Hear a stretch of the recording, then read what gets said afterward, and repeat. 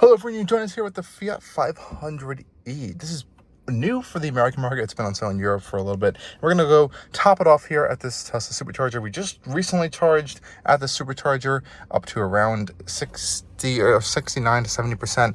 I need a little more charge before we head out in a quick fashion, and this will be the way to do it at this Tesla supercharger, that we can actually charge this little Fiat on. So I can just power it off. I'm going to go plug it in and do all of that, and we'll come back inside to check on status just to get it up to around 70 or 80% real quick. We just go over to the Tesla supercharger, pop this button, hold it in, and the magic dock will come out over here. We're gonna leave it there for a second. So we're gonna take that out, pop back in, lock it in place, and we're gonna pop it right into the side of the Fiat. Hopefully charging will start real quick. I'm gonna go connect it through the app. This is 1C, and we'll see if charging starts inside.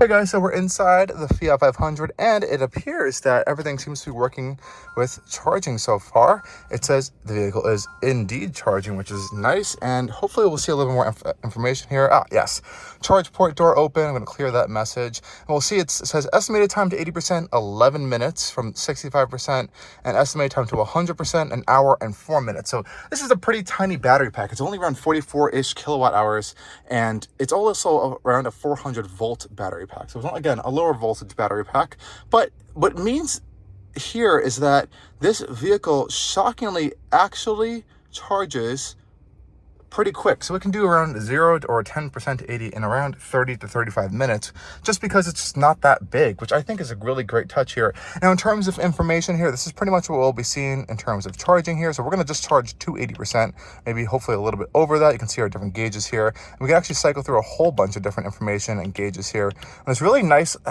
digital instrument cluster here on the Fiat 500. So pretty cool little informations here. I wish there was a little bit more in terms of trip information or route information. We really just have our typical stuff as well as MPGE, which we all know is not really a good figure. It's just not super real world or accurate. I prefer to see miles per kilowatt hour in terms of EV efficiency, but that could just be a me thing. And now over in the center console area over here, we can see some electric vehicle things here, like this power flow meter. We also have our driving history, which we can see current and weeks. Again, it shows MPGE here, which again, not my favorite, as well as AC level and all that fun stuff. And honestly, it's not that bad of a vehicle. I was a little bit impressed with it. It's really fun around the city, putting around, and what's really fun about it is that it actually gets more range than the Mini Cooper electric right now does, and I think that's a pretty cool touch, because this is a really fun, really stylish, quirky car with a lot of features, and honestly decent amount of EV range. So we're gonna let it charge, and I'll update you guys when we get to 80%. Okay guys, a little bit of an update here. Let's turn on the Fiat real quick. Our power button here.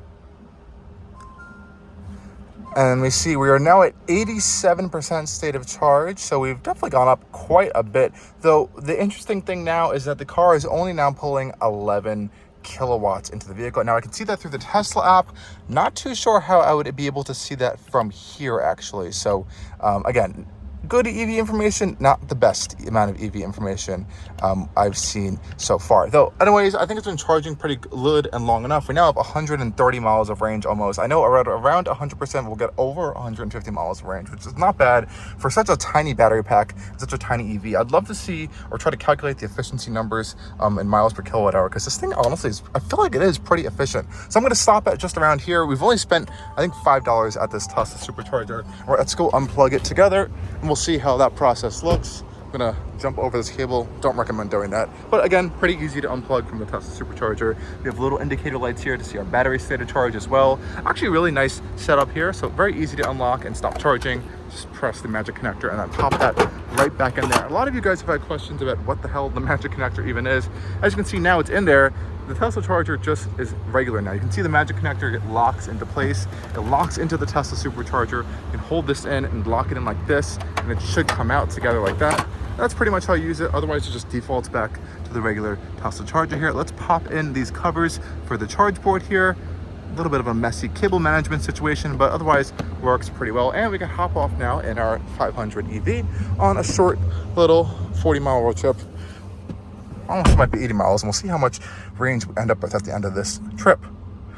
Popping on, Again, 88% state of charge, 130 miles of range, and let's go.